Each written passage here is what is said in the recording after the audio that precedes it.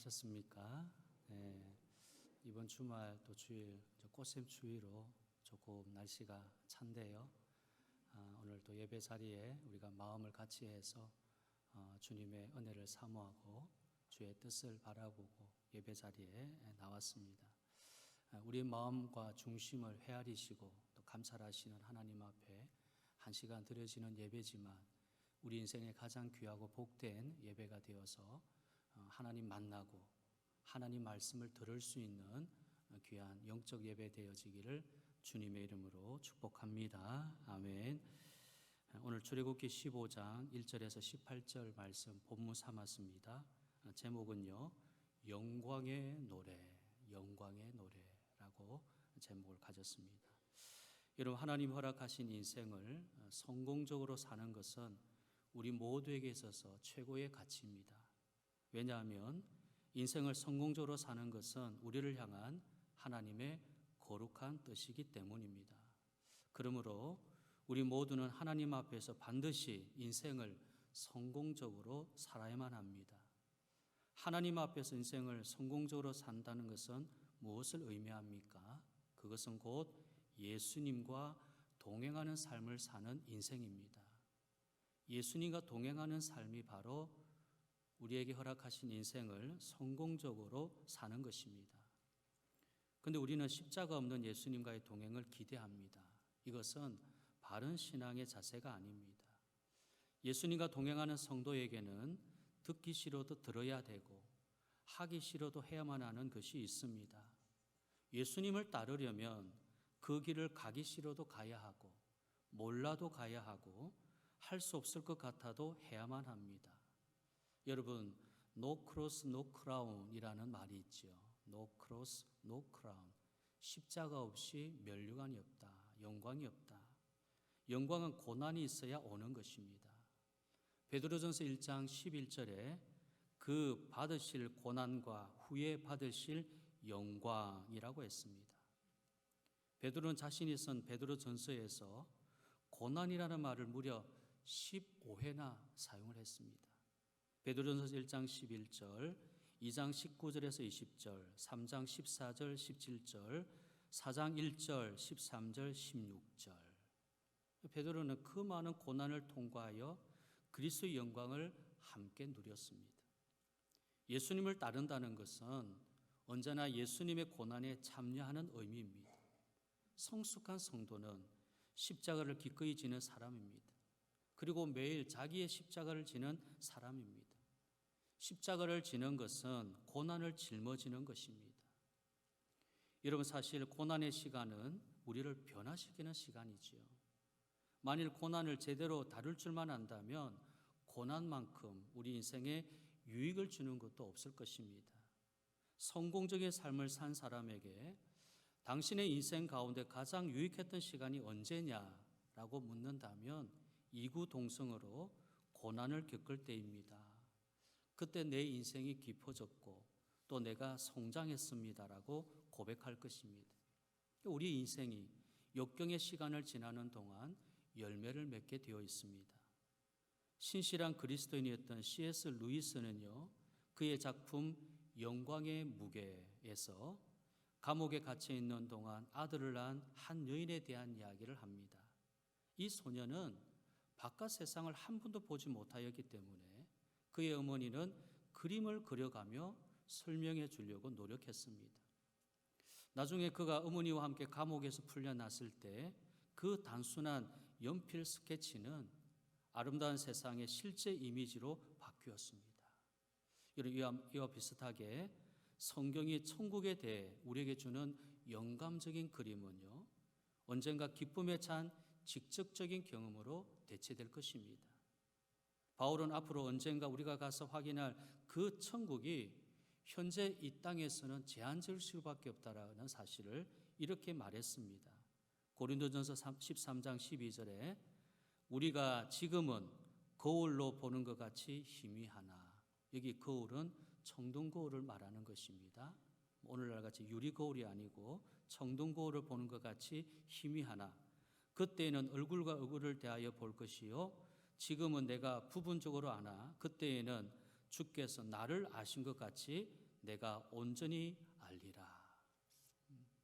또한 미래의 영광에 대한 바울의 확신은 고난 가운데서도 그에게 힘을 주었습니다.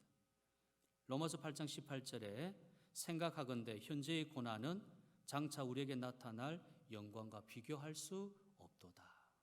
천국의 영광에 대한 우리 현재의 생각은 그저 단순한 스케치일 뿐입니다.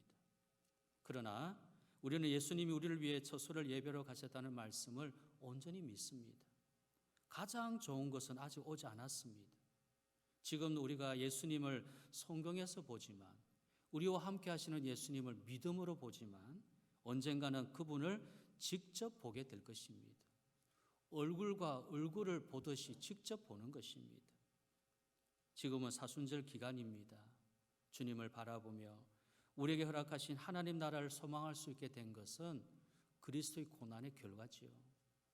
사순절을 보내는 우리는요, 그리스도의 고난이 얼마나 고귀한가를 알아야만 하겠습니다. 사순절은 그리스도의 고난만을 회상하거나 감상하는 것이 아닙니다. 아, 예수님이 십자가에 고난 받으셨지. 그것을 우리가 감상하면서 회상하면서 보내는 것이 사순절 기간이 아닙니다. 베드로전서 4장 13절입니다. 오히려 너희가 그리스도의 고난에 참여하는 것으로 즐거워하라. 이는 그의 영광을 나타내실 때에 너희로 즐거워하고 기뻐하게 하려 함이라. 그리스도의 고난에 참여하는 것. 사순절 기간에 우리의 모습이지요. 그리스도의 고난으로 제사함 받아 하나님의 자녀된 우리 역시 이 땅에 사는 동안 그리스도의 고난에 참여하고 하나님의 영광을 위한 고난을 잘 감당해야 합니다. 고난에는 끝이 있고요, 우리는 반드시 승리합니다. 자, 본문을 한번 보십시오. 본문은 이스라엘 백성들이 홍해를 건너고 나서 부르는 영광의 노래, 참 감격의 노래입니다. 이 노래를 부르기까지 이스라엘 백성들이 얼마나 큰 고난을 당했습니까? 그러나 이스라엘은 하나님이 인도하시는 백성이기에 결국 그 고난을 이기고 이렇게 영광의 노래를 부르고 있습니다. 우리 모두가 그리스도의 영광을 위한 고난을 달게 받고 이겨내어서 이들처럼 영광의 노래를 부를 수 있기를 소망합니다. 반드시 이런 영광의 노래를 부르게 될 것입니다. 그러면 우리가 어떻게 이런 영광의 노래를 부르게 될 수 있을까요? 첫째는요, 우리는 반드시 고난을 통과해야 영광의 노래를 부르게 됩니다. 여러분, 이 영광의 노래를 부르기까지 이스라엘이 겪었던 고난을 보세요. 무엇보다 애굽에서의 고난입니다. 애굽의 고난은 먼저 노동이지요. 출애굽기 1장에 보면요, 그들의 고난이 잘 설명이 되어 있습니다. 요셉을 알지 못했던 왕이 다스리는데 이스라엘 자손의 숫자가 많아지고 강해지는 사실에 위협을 느꼈습니다. 그래서 그들에게 무거운 짐을 지우고 괴롭게 하여서 출산하는 일을 줄이도록 한 것입니다. 요즘도 우리가 삶의 어려움을 당하고 힘이 들게 되어지면, 특별히 맞벌이 부부들이 참 그 일을 통해서 힘든 일을 당하면 이 아이를 낳고 양육하는 일에 이 엄두도 내지 못할 만큼 참 바쁜 시간, 힘든 시간을 이제 보내지요. 지금 그때도 마찬가지입니다. 이 무거운 짐을 지우고 괴롭게 해서 이스라엘 백성들이 출산하지 못하도록 그런 이제 일을 하는 겁니다. 출애굽기 1장 13절 14절인데요. 이스라엘 자손에게 일을 엄하게 시켜 어려운 노동으로 그들의 생활을 괴롭게 하니 곧 흙 이기기와 벽돌 굽기와 농사의 여러 가지 일이라 그 시키는 일이 모두 엄하였더라. 감독자를 세워서 얼마나 어려운 노동을 시켰는지 괴로운 겁니다. 너무 엄합니다. 1시간도 분량을 다 채워야 되는 것입니다.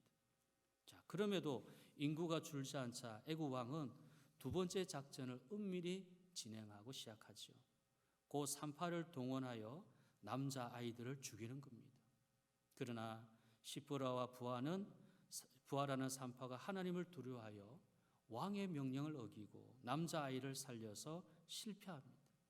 그러자 이제는 군대를 동원해서 아이들을 빼앗고요, 나일강에 죽입니다. 자, 그러나 이것으로 그들의 고난이 끝난 것이 아닙니다.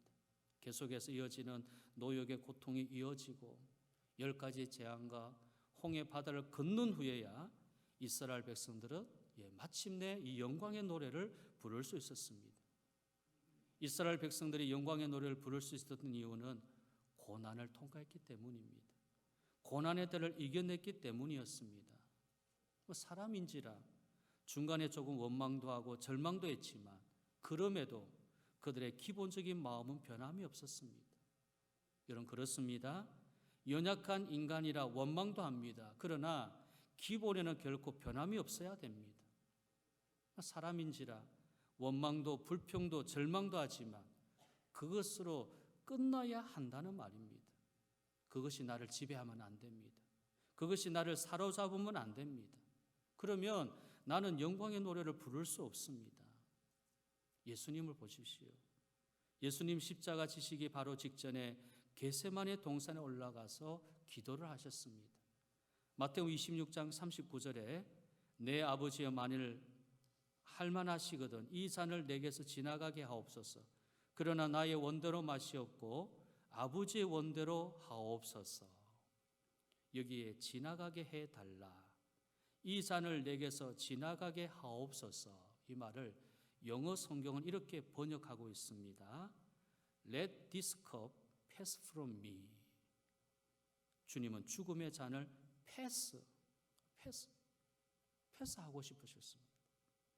자, 그것이 인간의 몸을 입으신 주님의 심정이었던 것입니다. 이것이 패스해가기를, 지나가기를. 그러나 주님의 기도는 그게 전부가 아니었습니다. 그러나 나의 원대로 마시옵고 아버지의 원대로 하옵소서. 기본적인 마음에는 변함이 없습니다. 그래서 주님 우리를 위해서 십자가 지십니다. 그럼 십자가를 지심으로 끝입니까? 아닙니다. 하나님은 예수님을 부활시키십니다. 그리고 부활과 함께 예수님의 영광스러움이 회복되었습니다. 빌립보서 2장은요, 고난을 자처하며 하나님의 뜻을 이루신 예수님께서 영광으로 회복을 잘 설명하고 있습니다. 빌립보서 2장 8절에서 11절인데요.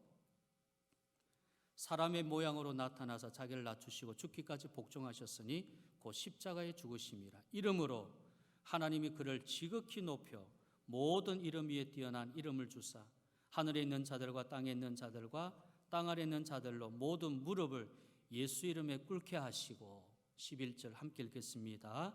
모든 입으로 예수 그리스도를 주라 시인하여 하나님 아버지께 영광을 돌리게 하셨느니라. 아멘. 하나님 고난을 자처하신 주님을 이렇게 부활시키시고 그의 이름을 높여서 모든 이름을 그의 이름에 모든 무릎을 그의 이름에 꿇게 하시고 영광을 아버지께 돌리게 하셨다. 영광을 받으셨다는 것입니다.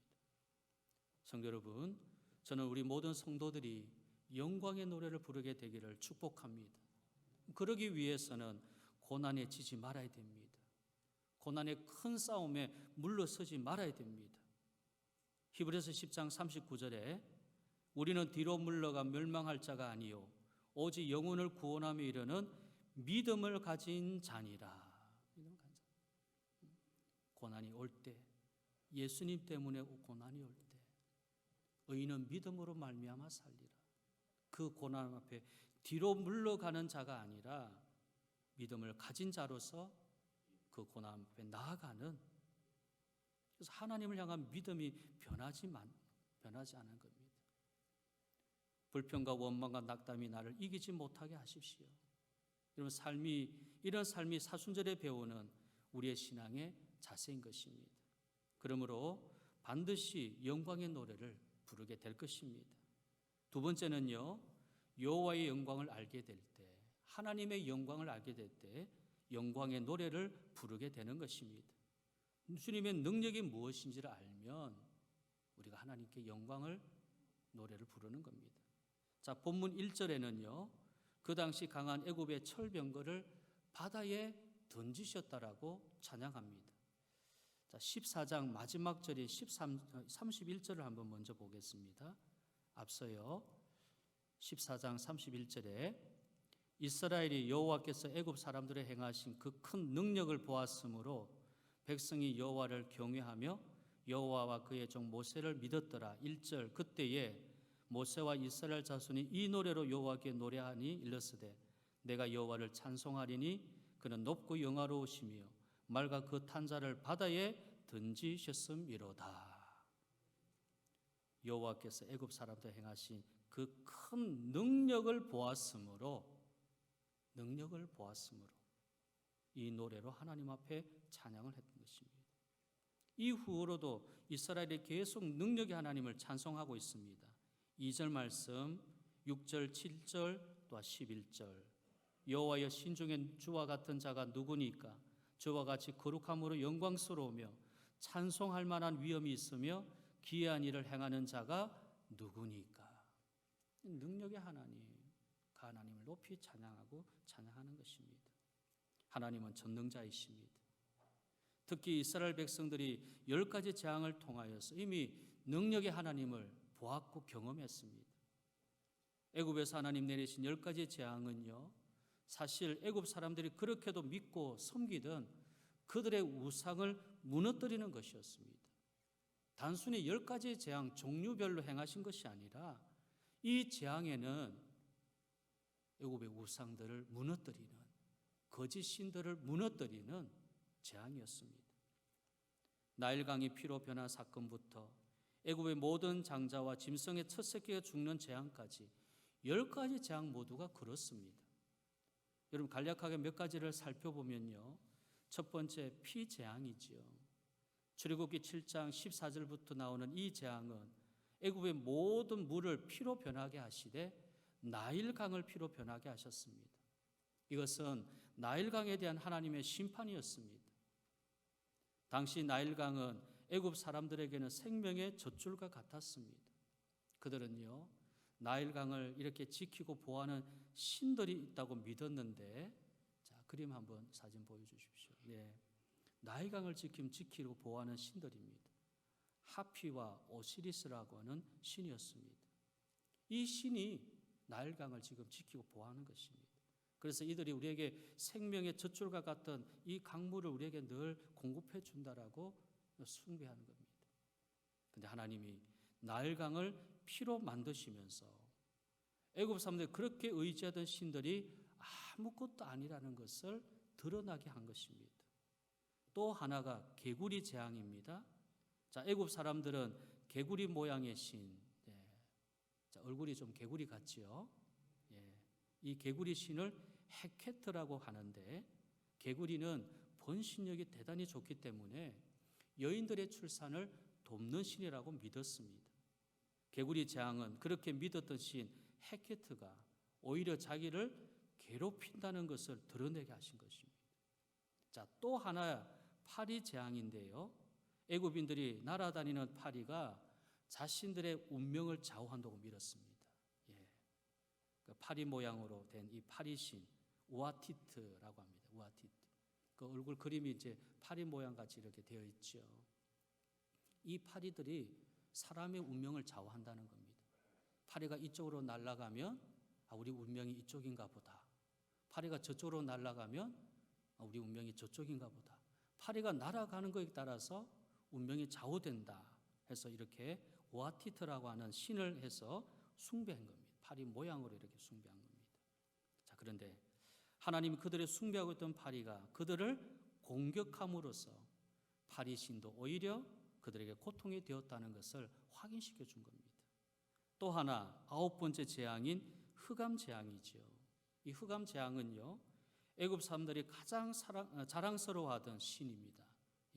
다음 그림. 이 태양신인데요, 라. 그래서 우리가 이집트, 애굽에 관련된 영화들을 이렇게 보면은 이 라, 태양신에 대한 이러한 것들을 많이 합니다. 다른 신들이야, 뭐 조금 이렇게 안 될 수도 있겠다 하겠지만 이 태양신 라만큼은 이 애굽 사람들에게는 그야말로 절대적인 가장 강력한 자랑하는 그런 신인데, 이 흑암 재앙으로 인해서 라 역시 무능하다는 것을 보여준 사건입니다. 하늘이 어두워졌습니다. 나는 아무것도 할 수 없었습니다. 하나님께서 그들이 믿는 태양신을 심판한 겁니다. 그리고 마지막 재앙인 모든 사람의 장자와 짐승의 채새끼가 죽는 걸 통해서요, 애굽인들이 생명의 수호신을 믿던 이시스와 생명을 주는 이 오시리스가 아무것도 할 수 없는, 생명하고는 상관없다는 것을 오직 하나님만이 전능하시다는 사실을 이 재앙들을 통해서 보여준 겁니다. 자, 그런데 여러분, 이 10가지 재앙이 어디에만 임합니까? 10가지 재앙이 어디에만 임했습니까? 예, 애굽 땅, 애굽 사람들에게만 임했습니다. 이스라엘 사람들은 아무런 피해가 없었습니다. 같은 지역이고 같은 공간이었는데요, 여러분, 파리가 어느 한쪽에만 파리가 날아다닙니까? 파리가 여기도 날아갈 수 있고 저기도 날아갈 수가 있는데 어떻게 애굽 땅, 애굽 사람들에게만 파리가 오고 이스라엘 사람들에게는 파리가 안 갔다는 것. 개구리는 어떻습니까? 개구리도 이쪽에 뛰어갔다 저쪽에 뛰어갔다 할 터인데 어떻게 애굽인들, 애굽 땅에만 개구리가 있습니까? 같은 장소죠. 같은 공간입니다. 얼마든지 개구리는, 파리는 다 날아갈 수 있는 겁니다. 뭐 제한이 없을 겁니다. 그런데 다 구별되어져서 파리도 꼼짝 못하고 개구리도 꼼짝없이 애굽 땅 안에서만 뛰어다니고 날아다녔으니, 공격했으니 전능하신 하나님이 이스라엘 보호하신 것, 이스라엘 보호하셨다. 생명과 운명, 출산과 번석, 천지를 주관하시는 능력의 하나님, 너무도 분명하고 뚜렷하게. 그렇습니다. 전능하신 하나님은 이스라엘을 애굽의 모든 재앙에서 보호해 주셨듯이 하나님의 자녀인 우리 모두를 반드시 재앙에서 지켜주시고 이 영광의 노래를 부르게 하실 것입니다. 시편 40편 2절에 이렇게 찬양합니다. 나를 기가 막힐 웅덩이와 수렁에서 끌어올리시고 내 발을 반석에 두사 내 걸음을 견고하게 하셨도다. 여기 기가 막힐, 황당하다는 말입니다. 어이가 없다는 말입니다. 예상하지 못한 일입니다. 예상하지 못했던 웅덩이가 기가 막힐 노릇입니다. 손쓸 틈도 없습니다. 대비하지도 못한 겁니다. 이러한 웅덩이와 수렁에서 하나님이 나를 끌어올려 주셨다. 내 발을 반석에 두셔서 내 걸음을 견고하게 하셨다. 그러므로 하나님의 전능하심을 믿으십시오.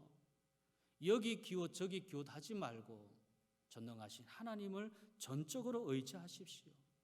이런 사순절은요, 이 전능하신 하나님을 온전히 믿고 의지하는 것을 배우는 시간이 사순절 기간입니다. 하나님은 전능하신 분이시다. 우리의 생명, 우리의 삶을 지키시는 분이 하나님이시다. 그럴 때 하나님은 우리에게 영광의 노래를 부르게 할 것입니다.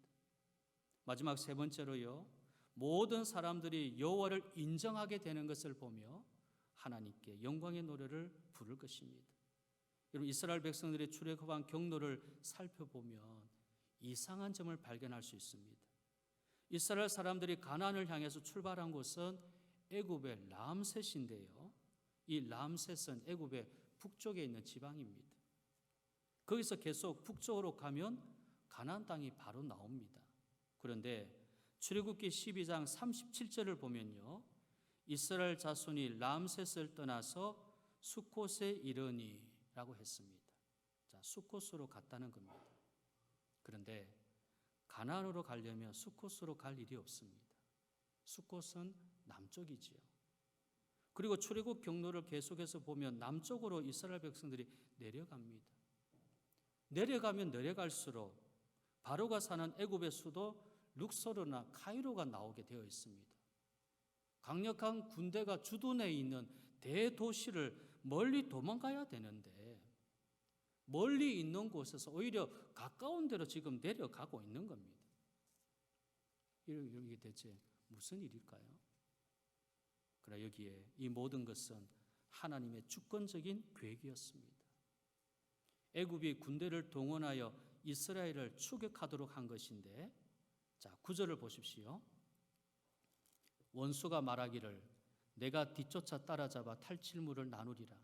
내가 그들로 말미암아 내 욕망을 채우리라. 내가 내 칼을 빼리니 내 손이 그들을 멸하리라 하였으나 10절 주께서 바람을 일으키시매 바다가 그들을 덮으니 그들이 그새 물에 납같이 잠겼나이다.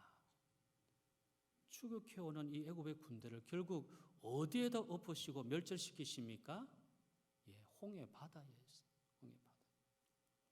세계 역사상 가장 강하다는 애굽 군대를 하나님이 이처럼 홍해에 한꺼번에 그리고 또 순식간에 어느 전쟁에 이 강력한 군대를 한꺼번에 순식간에 멸절시킬 수 있습니까? 홍해 바다에서 이 수장을 시킵니다. 이 사건으로 주변의 수많은 국가와 주민들이 이 두려움에 사로잡혀서 절망하게 만듭니다. 애국 군대, 강력한 군대는 한꺼번에 물에 다 멸망을 받았고 멸절되었고 그것으로 끝난 것이 아니라 이것을 통해서 주변에 있는 나라와 주민들이 두려움에 사로잡히는 낙담하게 되어지는 일이 일어납니다. 자, 14절. 여러 나라가 듣고 떨며 블레셋 주민 두려움에 잡히며 에돔 두령들이 놀라고 모압 영웅이 떨림에 잡히며 가나안 주민이 다 낙담하나이다. 하나님의 심판의 앞에 하나님께서 함께 하시는 이 역사를 통해서 주변에 있는 이 나라와 주민들이 얼마나 두려워했는지 낙담하였다는 겁니다. 이런 만약에 이스라엘이 그냥 람셋에서 동북쪽으로 진행하여서 가나안 땅으로 들어갔다면 얼마나 많은 민족들이 그들을 가로막았는지 아마 셀 수도 없었을 것입니다. 그러나 이 홍해 사건을 위해서 모든 나라들이 벌써 두려워 떨게 하는 것입니다. 이스라엘과 감히 대적하려고 나서는 민족들이 없었습니다. 광야 40년 동안 이스라엘은 거의 전쟁을 하지 않았습니다. 자, 16절인데요. 16절 놀람과 두려움이 그들에게 임하매 주의 팔이 크므로 그들이 돌같이 침묵하여 싸우니 여호와여 주의 백성이 통과하기까지 곧 주께서 사신 백성이 통과하기까지였나이다. 광야를 다 지날 때까지 아무도 마음이 두려움 때문에 돌과 같이 침묵했다는, 대적하는 자가 없습니다. 거의 전쟁을 하지 않고 이 광야를 통과하게 되었습니다. 그럼 왜 홍해를 건넌 후에 바로 이스라엘 백성을 가나안으로 인도하지 않으실까요? 왜 하나님이 이스라엘 백성을 곧바로 축복의 땅으로 인도하지 아니하고 사람이 살 수 없는 이 광야로 하나님, 고난의 광야로 40년 동안 인도를 하십니까? 여러분, 하나님은 그 택하신 백성을 미워하셔서 일부러 괴롭히려고 그렇게 하신 것이 아닙니다. 예레미야 애가 3장 33절에 보면요, 주께서 인생으로 고생하게 하시며 근심하게 하심은 본심이 아니시로다. 괴롭히려고, 우리에게 마음을 괴롭히려고 미워하셔서 하신 것이, 그건 본심이 아닙니다. 하나님의 본심이 있는데 고난과 고생을 주신 두 가지 하나님의 본심이 있습니다. 그 본심만 우리가 알면 우리가 고난 앞에 실망하지 않습니다. 고난이라고 한 그 자체를 보면 얼마나 낙심이 됩니까? 하나님 나를 얼마나 미워하셔서 왜 나에게 이런 일이 닥치게 합니까?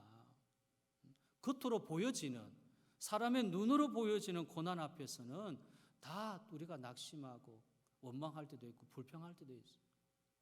나에게 되는 일이 없어. 어째 나에게 이렇게 되는 일이 없어. 원망을 하는 겁니다. 그런데 본심이 아니라 하나님 본심. 우리가 하나님 본심을 알면요, 오히려 고난 앞에 감사하고 기뻐한다는 그 본심이 뭐냐? 하나님 고난과 고생을 준 이유가 있습니다. 하나는 하나님 백성, 당신의 백성으로 하여금 하나님을 인정하게 하시려고 하신 것입니다. 신명기 8장 2절과 3절에 잘 설명되어 있습니다. 내 하나님 여호와께서 이 40년 동안에 내게 광야길을 걷게 하신 것을 기억하라. 이는 너를 낮추시며 너를 시험하사 내 마음이 어떠한지 그 명령을 지키는지 지키지 않는지 알려 하심이라. 너를 낮추시며 너를 죽이게 하시며 또 너로 알지 못하며 내 조상들도 알지 못하던 만나를 내게 먹이신 것은 사람이 떡으로만 사는 것이 아니요 여호와 입에서 나오는 모든 말씀으로 사는 줄을 내가 알게 하려 하심이라. 왜 40년의 광야길을 걷게 하셨느냐? 홍해를 건넜으면 이제 애굽을 다 멸절시키고 주변의 국가들이 두렵게 만들었으면 이제 가나안 땅을 그냥 올리시면 되는데 왜 광야길을 더 내려가서 돌게 40년을 하셨느냐? 사람이 떡으로만 사는 것이 아니라 하나님 말씀으로 살아야 된다. 하나님은 말씀으로 우리를 살게 하시는 분이다. 말씀을 통해서 우리의 길을 인도하시는 분이시다. 말씀 믿고 살아가면 따라가면 하나님의 복을 받고 길을 따라갈 수 있다. 하나님을 인정하게 하는 하나님 백성. 그리고 우리에게 이 광야의 고난을 주시는 것은 나는 하나님께서 나를 말씀으로 나를 살게 하시는 거구나. 그래서 고난을 닥치면 여러분 말씀 앞으로 붙들고 나아가면 됩니다. 말씀을 여러분 가까이 하면 됩니다. 또 하나는요, 세상 나라로 하여금 여호와를 인정하게 하는 것입니다. 그래서 지금 이스라엘을 광야로 남쪽으로 인도를 하시는데 그 일을 통해서 모든 나라와 사람들이 하나님을 인정하는데 여호수아 2장 11절입니다. 여호수아 2장 11절에 우리가 듣자 곧 마음이 녹았고 너희로 말미암아 사람이 정신을 잃었나니 너희 하나님 여호와는 위로는 하늘에서도 아래로는 땅에서도 하나님이시니라. 하나님이시다. 자, 이것을 누가 이야기하는 겁니까? 기생 라합이 정탐꾼에게 하는 이야기입니다. 홍해에 대한 사건, 광야에서 있었던 그 사건을 들었다는 겁니다. 이방 민족들이. 그러면서 뭐라고 합니까? 너희 하나님 여호와는 위로는 하늘에서도 아래는 땅에서도 하나님이시다. 하나님이시다. 하나님. 여호와 하나님이시다. 하나님을 인정하는 이것이 하나님의 본심입니다. 하나님 우리에게 고난을 주시는 것은 우리로 하여금 하나님을 정말 인정해서 내가 말씀으로 살아야 되지. 또 하나는 믿지 않는 불신자들이 이 고난을 보면서 하나님이시구나 알게 한다는 겁니다. 우리가 고난 당하는 것을 통해서 하나님 그렇게 역사하신다는 거예요. 근데 지금은 세상이 여호와를 인정하고 있지 않습니다. 그러나 때가 되면요, 모든 나라, 모든 민족, 모든 사람들이 여호와를 인정하고 그 앞에 무릎을 꿇고 그분을 찬양하게 될 것입니다. 그날까지 하나님은 참고 계십니다. 심지어 하나님은 하나님의 권위를 거스리고 반대하고 대적하는 자들, 이단들까지도 참고 계시죠. 참는 단 한 가지 이유는 오래 참으사 아무도 멸망하지 아니하고 다 회개하게 이르기를 원하시기 때문입니다. 그러니 세상 일에 낙심하지 마십시오. 절망하거나 실망하지 마십시오. 모두가 끝내 하나님의 영광의 광채이신 예수 그리스도 앞에 무릎을 꿇고 하나님께 영광 돌리는 일을 우리는 보게 될 것이고 그들은 진정한 영광의 노래를 부르게 될 것입니다. 그래서 18절에 보십시오. 여호와께서 영원 무궁하도록 다스리시도다. 하나님이 영원 무궁하도록 우리를 다스리신다. 다스리신다. 영광의 노래를 부르고 싶으십니까? 그렇다면 믿음의 주요 온전하게 하신 예수님을 바라보십시다. 그 앞에 있는 기쁨을 위하여 십자가를 참으사 부끄러움을 개의치 아니하시고 하나님 우편 보좌에 앉으신 예수 그리스도 그분을 바라보는 겁니다. 그 앞에 있는 기쁨이 뭐겠습니까? 구원의 기쁨. 하나님 우리를 구원하신 그 기쁨을 위해서 십자가 참으셨다. 견뎌내셨다. 고난을 이기셨다. 참으셨다. 부끄러움을 개의치 아니하셨다. 부끄러움을 마음에 두지 않았다는 거예요. 성인 남자가 빨가벗고 십자가에 달려있는데 얼마나 부끄럽습니까? 다 빨가벗고 있는데요. 부끄럽습니다. 내 몸을, 이 옷을 다 벗기고 빨가 벗겨 놓는다면 참 부끄러운 일이죠. 우리 예수님이 성인 남자로서 빨가 벗겨져서 십자가 달려지셨는데 그 부끄러움을 개의치 않았다. 두지 않았다. 고난도 부끄러움도 이길 수 있는 기쁨이 주님 앞에 있었는데 그 기쁨이 바로 우리를 향한 구원의 기쁨이요. 하나님 아버지 뜻을 이루는 기쁨이 있기에 십자가도 뛰어넘고 부끄러움도 뛰어넘는 주님의 그 기쁨. 오늘 이 기쁨이 우리에게 있어야 될 줄 믿습니다. 이 기쁨이 있어야 우리 고난을 이길 수 있다.